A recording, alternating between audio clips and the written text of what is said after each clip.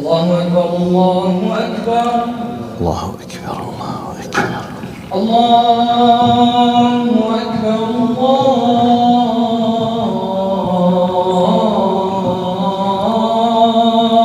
أكبر الله أكبر أشهد أن لا إله إلا الله أشهد أن لا إله إلا الله أشهد أن لا إله إلا الله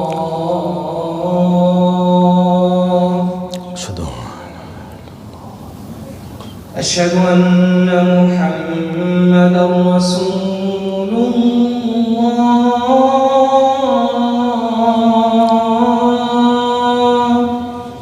أشهد أن محمدا رسول أشهد أن محمدا رسول الله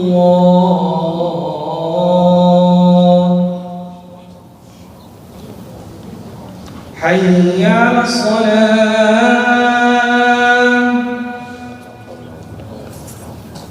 حي على الصلاة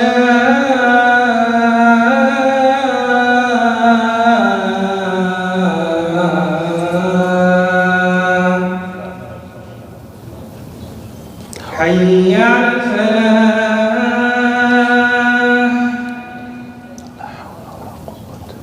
حي على الفلاح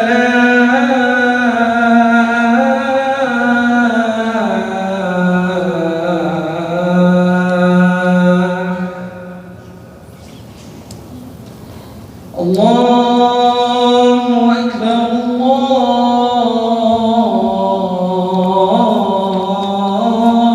الله أكبر الله أكبر الله أكبر لا إله إلا الله الله أكبر الله أكبر لا إله إلا الله إن الحمد لله نحمده سبحانه ونستعينه ونستغفره ونعوذ بالله من شرور أنفسنا ومن سيئات أعمالنا من يهده الله فلا مضل له ومن يضلل فلن تجد له وليا مرشدا وأشهد أن لا إله إلا الله وحده لا شريك له له الملك وله الحمد يحيي ويميت وهو على كل شيء قدير اللهم اقسم لنا من خشيتك ما تحول به بيننا وبين معصيتك ومن طاعتك ما تبلغنا به جنتك ومن اليقين ما تهون به علينا مصائب الدنيا ومتعنا اللهم بأسماعنا وأبصارنا وقواتنا ما أحييتنا واجعله الوارث منا واجعل ثأرنا على من ظلمنا وانصرنا اللهم على من عادانا ولا تجعل مصيبتنا في ديننا ولا تجعل الدنيا أكبر همنا ولا مبلغ علمنا ولا تسلط علينا بذنوبنا من لا يخافك ولا يرحمنا يا رب العالمين. أعوذ بالله السميع العليم من الشيطان الرجيم. بسم الله الرحمن الرحيم. يا أيها الناس اتقوا ربكم إن زلزلة الساعة شيء عظيم يوم ترونها تذهل كل مرضعة عما أرضعت وتضع كل ذات حمل حملها وترى الناس سكارى وما هم بسكارى ولكن عذاب الله شديد. وأصلي وأسلم على المبعوث رحمة للعالمين سيدنا محمد بن عبد الله وعلى آله وصحبه ومن والاه وعنا معهم إلى يوم الدين أما بعد. In the name of Allah subhanahu wa ta'ala, the most compassionate, the most merciful, all praise and thanks are due to Him, and peace and blessings be upon His beloved Prophet Muhammad sallallahu alayhi wasallam. He who is guided by the will of Allah, no one can misguide him, and he who is misguided, no one can guide him except Allah subhanahu wa ta'ala. I do bear witness that there is no God but Allah, and Muhammad is His messenger. Assalamu alaikum, respected brothers and sisters. Are we appreciating what we have? This is the title of my khutbah. Are we really appreciating what actually we have? Let's see, sometimes, subhanallah, one of the most difficult things that the khatib faces always is, what is the topic that he should be tackling or handling? Because tens of possibilities. A few days ago, I was traveling in the GTA for one of the cities. So I met one of the brothers. As a reaction to my khutbah there in this city, he told me this story. Directly, he is an eyewitness, and the person is someone that he knows personally. Now I want you just to go on a journey. I will be quoting and narrating exactly what he told me. Then I will come to what I need from the lessons, wisdom behind, messages that can be taken from this real story. Now, this man tells me that he knows a young guy, 20 plus, no more than 27 years, professional. He works a good job, a good salary. He has a car, a wife, and a kid. Out of a sudden, he started facing some kind of troubles. For whatever reason, I did not know the details. His wife decided to leave him and to take the kid and to use some kind of all legal power against him, and he was completely detached from his family. He started sleeping in his car, which means no home, no house, no family, no wife, no kid, which, by the way, it's not something very strange in the West. I mean, it could happen at any time. Okay, now it seems that this man, he lacks or he does not have an extended family. No father, I don't know the details, but practically from the context, there is no support by any way from any group of supports, social supports. No father, no mother, no brother, no sister, no genuine, real, honest brothers. So he started developing a very, very difficult feelings to a degree. Now you will be astonished. He decided to end his life. Now, the person who's speaking with me, he knows him in person. He works with him. So he saw him once saying that I decided, he was planning, thinking, I decided to do, and he used the following terminology. It was strange for me, even for the speaker who was telling me, it was a strange terminology. I think he said assistant suicide, something like that. Then I learned, I said, what does this terminology mean? I understood, if I'm quoting well, that by law, because we know something called the euthanasia, al-qatl al-rahim, when someone is in a very severe medical condition and he's facing a lot of difficulties, they gave him the right to take a decision to end his life. This is something else. This is basically, you might be 25, for whatever reason, you decided that there is no value for your life. You want to end your life. I did not know that. This is by law. This is what he's telling me now. So I'm listening, I'm quoting. He said, even the speaker, he said, are you serious? He said, yes, by law, I have this right, and I decided to do it, and I went there, I filled an application, consent, and this must be done under certain circumstances, at least 2 doctors, they must observe this, and he decided to go through this. Now, the one who tells me, he said, I did not take it seriously. I thought he's just, sometimes out of whatever emotional status, any one of us could be saying anything. So the one who speaks with me did not think that that man is thinking seriously to do it. He came one day, he said, where is that person? They work together. They said, actually, today is the day of, that he will apply that. What? Are you serious? Yes. He said, I went immediately to his, because he was not replying anything on the phone. He went to his page, Facebook. He was writing, in 14 hours, in 12 hours, I'm leaving this life. I hope everything will go well. Then the last post it was, and I think after that he stopped responding or deactivated. I don't know what he did. He just say a very deep emotional word. And he said something like, because he was telling me, in Arabic, I'm just translating the concept that I received. He said he was starting something like, please, I hope everyone will forgive me. Please don't leave your close, people to you. Please express your emotions. Take care of the beloved ones. Something like, when someone is about to leave the life, these things will be really of big significance for him. So he wrote some words that I'm leaving. I hope everyone will forgive me. And he stopped responding to anything. Now, it was like 9 a.m. where he will start receiving this, whatever it is, to end up his life. Then he disappeared. No response, nothing. Everyone was expecting just to know later on by any way that everything is finished. Now about 7 hours later, Habibi, can you take him, just remove him from Jazakallah khair. Thank you.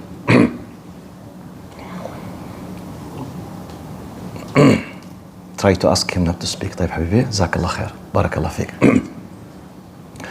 So I forgot what I was saying. 7 hours later. 5, alhamdulillah, you are with me. Alhamdulillah, it's good. That's okay. I just discovered that we are on the same track. Okay. So a few hours later, look what happened. Actually, he did not continue this. Look what happened by the will of Allah subhanahu wa ta'ala. He went there. He was supposed everything to start giving him some chemicals, some kind. But the condition, as I understood, 2 doctors must be there and to take his final consent that he's still aware that this is his decision. Both of them must be there. Both of them must witness that he's fully aware of his previous decision. Then to sign again, then we'll start giving him whatever it is in his veins, something, chemicals to lose, etc. Just خلاص, يعني, to finish his life. Now there was a car accident in the street. Both doctors, they were late 2 hours. 2 hours, from 9 to 11. So he was there, fully prepared with the gowns, with the things in his vein, waiting. 10 minutes, nothing, no one comes. 15 minutes, so he started becoming boring. Then he decided to open his Facebook page. So subhanallah, once he opened his Facebook page, he found, the people, they thought that he is, khalas, he finished his life. So they started expressing some of their real, genuine emotions. May God give him mercy. He was a nice person. I would love something such and such in his personality. Once he did so and so. They started speaking nicely about him, expressing their emotions and their real or some of their feelings towards him. This made him, like in a positive psychological shock, that there is a hope. It's not just khalas. Why should I finish my life? He realized this by the moment that the 2 doctors reach and they say, okay, are you still want to sell? He started like what they call crying spell, nawbat buka, for a long time, heavily crying, and decided not to do it and stopped it. The story is finished. Alhamdulillah, Allah saved him. May Allah guide him to the truth. Now, let's come to what I want to use from this story. This story happened just a few days ago here in the GTA. And the chain of narrators is just one person.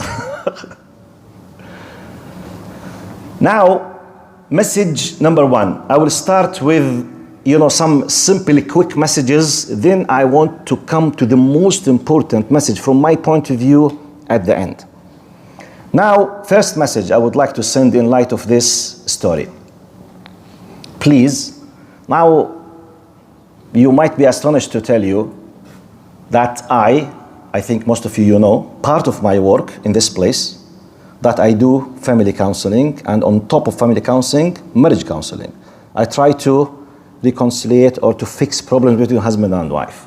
I witnessed by my own self some real genuine severe cases, spouses, husbands and wife, some of them unless they believe that committing suicide is haram, they would do it because of the partner. I witnessed this. The only thing that stops them from ending their life, that they are fear of Jahannam and Allah will. Otherwise, from a human, social point of view, they would have done it easily. So I was asking myself, the first message, please, and by the way, sometimes the husband does not know what his wife is thinking about, or vice versa. The wife does not know what the husband is facing. The first message, please brothers, please sisters, don't push your partner to reach to that status. Be careful. Look, now it was very simple for that person, very simple. He does not have the family support. He does not have, close humans just to express their good, nice intentions. By the way, he's not 70 plus, 80 plus. He was not facing any kind of medical conditions. He's 27, he has a car, he has a good profession, he has a salary, he's working. Yes, he faced a serious trouble. He lost his wife and his kid. But who said losing a wife and kid necessarily should push you just to think to end your life? So message number one, husband and wives, partners, spouses, please, please reconsider to what level I'm pushing the most close person to me in this dunya to something like that. Second level, please take care of your kids. Don't push your kids to think in this way, because this is a real case. This is the real case that we knew. Okay, do we or are we supposed to keep waiting then just out of a sudden to hear a case in our Muslim community that we face something like that? Because sometimes what you see in the surface, not necessarily what happens in reality. You know, under the surface, many things are boiling sometimes. So someone like myself, his job is just to warn, to tell you, be careful, reconsider, look again to your kids. Don't push them, be careful. Take in consideration that the life is very difficult. The pressure, the psychological pressure, you know, the intellectual, you know, the shahawat, the desires. We need to re-look at again about our emotional, human, social relations. We need to fix them. We need to review, not just to say for granted everything that this is impossible. No. Anything could happen at any moment. Now, I want to come to the most important thing in this story, from my point of view as a Muslim. Let's say to what level anyone from our community could be facing something as such. Easily, it could happen, unless if he has the proper way and perspective to our existence. Let's make quick understanding now. Now, do we have Muslims who are facing serious difficulties, challenges in their life? Yes or no? Yes. What should stop us from taking a decision, serious decision? Because you know, in Islam, committing suicide is one of the major sins. By the way, killing yourself, if you are aware, apart from the exceptional cases, I've seen someone who's not aware. This is a medical condition. It has another, consideration. If I'm aware and I took a decision to end up my life, it's exactly like killing someone else. Killing someone else or killing myself is the same in Sharia. Okay? So I have no right to end my life just simply because my fiance decided to leave me. I don't have this right. Okay? I'm not saying I might not be able to control my feelings. I feel very sad, very upset. Maybe all my kids will stand against me. It happens. We witness people, for whatever reason, regardless who's right, who's wrong, the whole family is against him. After spending 30 and 40 years of supporting them, taking care of them, the mother and the kids, all of them against him. And he was thrown into the street. It happened. Many cases. And the other way as well. After she did such and such and she, paid an amazing attention to the family, simply everyone just left her. They don't care about it. It happens. But why I'm not supposed to reach to that level of decision? Simply, your iman should be like an amazing shield and powerful protection from this. But why? Let me just share with you very quickly. For us, one of the basic pillars of our existence, الذي خلق الموت والحياة ليبلوكم. He is Allah who created life and death so that He wants to put you into test or trial. Basic pillar of our existence to be tested. Basic pillar. It's not a marginal something that could happen. No. Actually, we are here to be tested. Plus, وَنَبْلُوكُمْ بِالشَّرِّ وَالْخَيْرِ fitna. We are in a big test with what we see as good and bad. What if I'm facing bad things? We have our understanding, perspective. When I face difficulties, one of these reasons is to purify me, to cleanse my sins, to uplift my grade, to bring me closer to Allah subhanahu wa ta'ala. Maybe I'm not paying the sadaqah or the zakah. Maybe I'm arrogant. Maybe I'm using my muscle power against the people on the street. Maybe I'm using my connection against weak people. Maybe I don't care about cheating, lying, whatever. I'm doing a lot of things. A disaster from my point of view, or a difficulty, or a challenge, or a problem, or a disease, or an illness, sickness, a problem, backbiting, someone that betrays me, my partner, whatever. All of these things basically could be used by Allah subhanahu wa ta'ala to give me like a wake-up call. I'm like a drunk who's not paying attention. I'm using my power, my money, my status, my connections to do dhulm, to do injustice. So this, whatever you want to call it, disaster, challenge, problem, whatever, okay, will come like a wake-up call. Exactly, wake-up call. Hey, be careful. Hey, know your place. Be careful. Maybe I'm one of the most disrespecting people to his parents. Maybe I'm just screaming in the face of my mother on a daily basis for any reason, silly reason. So I'm committing a major sin. This problem, losing my job, being kicked out, accused of false accusations, which could kill me psychologically, it's a wake-up call. But what if I'm not doing anything bad? And it happened. I'm just giving you possible explanations. Simply not to be stuck with this life. Prepare yourself for the akhirah. لا تأسى, which means don't have this kind of grief. No problem.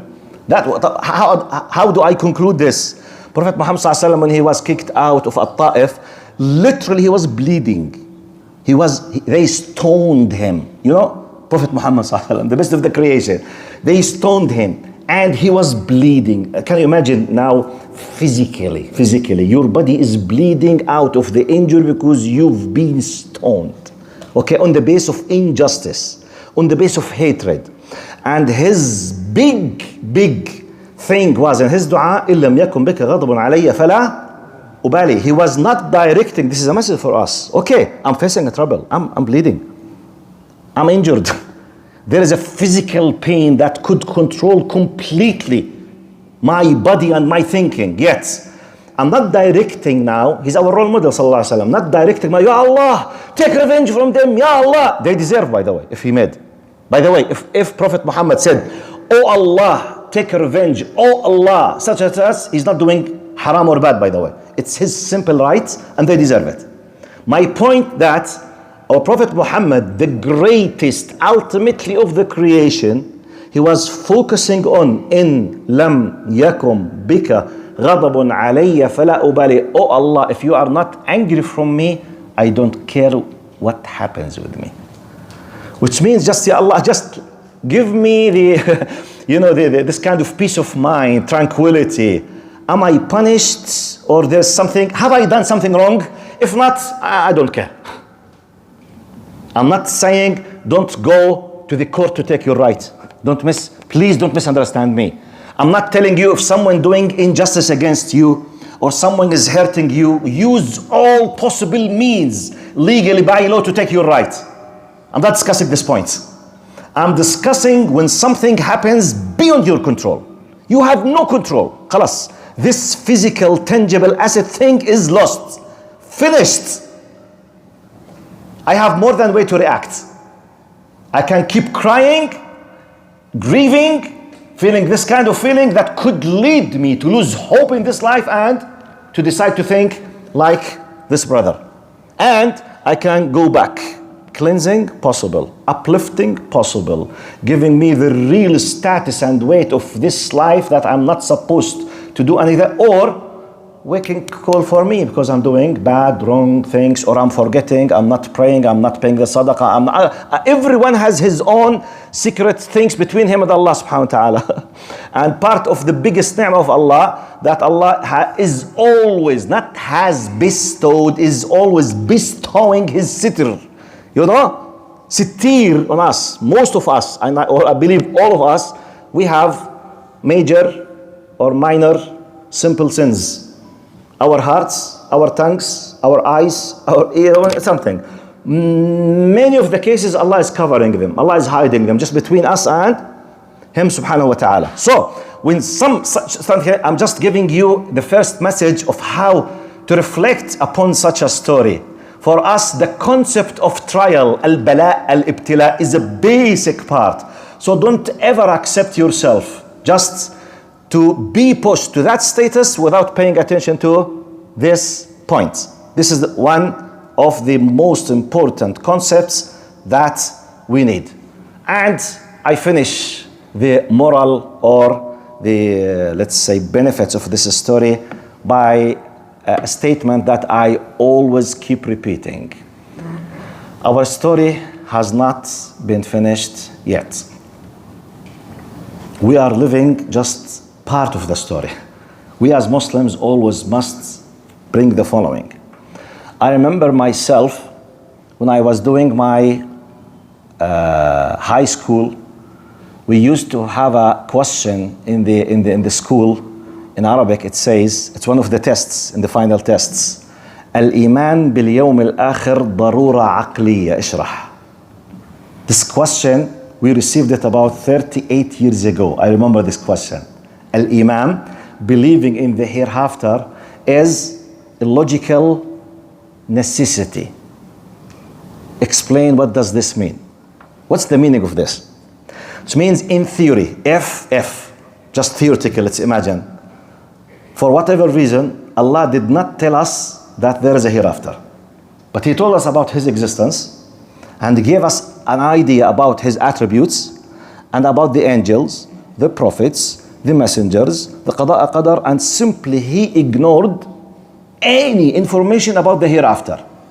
If you believe in God's existence and God's power and God's justice and God's perfection in everything, your common sense mind will push you to believe by necessity, بالضرورة, that there must be a hereafter, or otherwise God does not exist, or وَالْعِيَاذُ بِاللَّهِ, Allah is committing injustice, which is impossible in both cases. So your mind will push you logically that there must be a hereafter, because the full design of this dunya is not complete. That's why we call it, in our humble, simple wording, we call it Dar Bala. And we believe in Dar Jaza.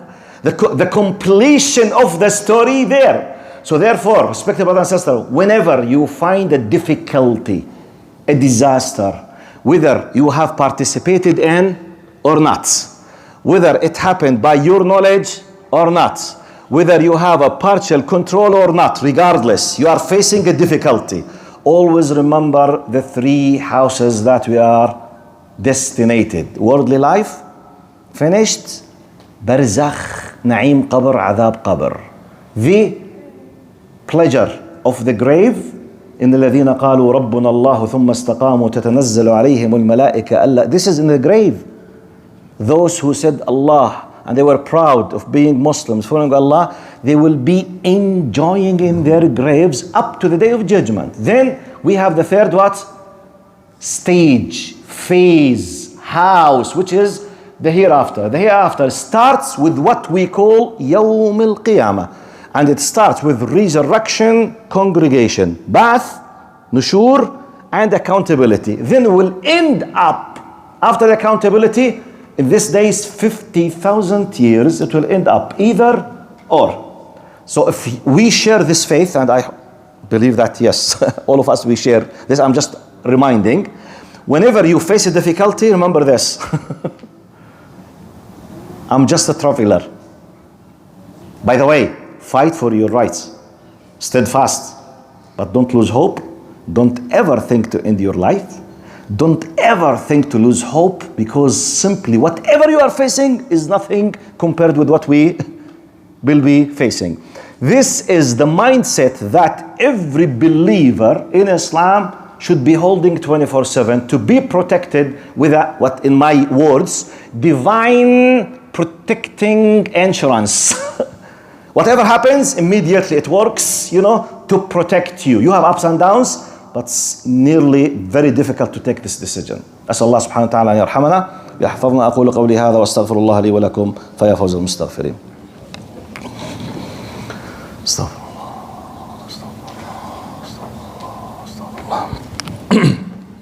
In the name of Allah subhanahu wa ta'ala. إن الحمد لله نحمده سبحانه ونستعينه ونستغفره ونعوذ بالله من شرور أنفسنا ومن سيئات أعمالنا. من يهده الله فلا مضل له ومن يضلل فلن تجد له وليا مرشدا. وأشهد أن لا إله إلا الله وحده لا شريك له له الملك وله الحمد يحيي ويميت وهو على كل شيء قدير. Quick message to pay your attention to the importance of what I'm doing now. Some brothers might think, yeah, Sheikh, we have big troubles, political troubles around the world. We have a disaster. Please address these things. I mean, we know it. We know these things. I said, brother, what I'm talking about is exactly like protecting our immune system. It's like the vaccine. Normally, people of logic, they have a good immune system 24/7 because they don't know when the virus will attack. I mean, you don't go and have healthy style of life after being infected with the virus. People of logic do what? They lead a style of life based on healthy food, sports, good sleep. When the problem comes, whatever it is, small, severe, difficult virus, you will be suffering in a very minor. But if you left your life simply when it comes, Allah bihillah ya Sheikh. Which means no healthy food. As an example, I'm making an analogy now. No healthy food, no good sleep, addiction to the electrical devices, okay? No sleep, no sports, all the time just the carbs, full of sugar, take nothing at all. When a simple virus comes to my body, I could spend 6 months in the hospital because no immune system. I'm not immune, I'm not protected, I'm not prepared.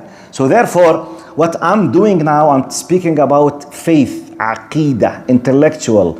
You need to be ready to know what is your status. And Allah is not punishing you necessarily. And Allah loves you, but you need to understand the relation between you and this Lord, Allah subhanahu wa ta'ala. There is a law. If I'm not aware of it, when the disaster comes, I will not be having this kind of good sense to think properly. But I need to be prepared. When the musibah or the disaster comes, immediately my system will work. وَلِلَّهِ الْمَثَلُ الْأَعْلَى, because I'm prepared. That's why immediately الذين إذا أصابتهم مصيبة قالوا إن لله وإنا إليه راجعون. Do you think that my reaction when they say Assalamu alaikum, for example, you have lost such and such of your family, عظم الله أجركم, this reaction, you should have been thinking about this 1 million times in your life. It's not the first time. Because every time you pray, you'll make dua. اللهم نعوذ بك من عذاب القبر وفتنة القبر. اللهم أسألك الجنة. اللهم oh Allah, let my father and my mother and my brother and my sister and my father and my wife, my daughter to be with the Jannah. So I'm mentioning, protect us from عذاب القبر. I'm already mentioning عذاب القبر 10 times a day. I'm already mentioning death 100 times a day. I'm preparing myself. So when they tell me, okay, it is a disaster, but I have a immune system, I will not go say, Ya Allah, why me? Ya Allah. No. Alhamdulillah. I will cry, yes. Prophet Muhammad sallallahu alaihi wasallam cried. سيدنا العين لا تدمع وإن القلب لا يحزن وإن على فراقك يا إبراهيم ولمحزونون. We have this kind of normal human reaction of grief or sorrow. ولكن لا نقول إلا لك ما يرضي ربنا. We say nothing but what satisfies Allah subhanahu wa ta'ala. إن لله وإنا إليه راجعون. To Allah we belong and to Him we will return back. So let's do our best to prepare ourselves how to deal with big challenges, disasters, difficulties by the will of Allah subhanahu wa ta'ala. اللهم ارحمنا فوق الأرض وتحت الأرض ويوم العرض عليك يا كريم. اللهم إنا عبيدك أبناء عبيدك أبناء إمائك نواصينا بيدك ماض فينا حكمك عدل فينا قضاؤك. تسألك بكل اسم هو لك سميت به نفسك أو أنزلته في كتابك أو علمته أحدا من خلقك أو استأثرت به في علم الغيب عندك أن تجعل القرآن العظيم ربيع قلوبنا وجلاء أحزاننا وذهاب همومنا وغمومنا يا رب العالمين. إن الله يأمر بالعدل والإحسان وإيتاء ذي القربى وينهى عن الفحشاء والمنكر والبغي يعظكم لعلكم تذكرون. وأقم الصلاة. شيخ سعد تصلي فينا إن شاء الله. الله يجزيك خير إذا سمحت.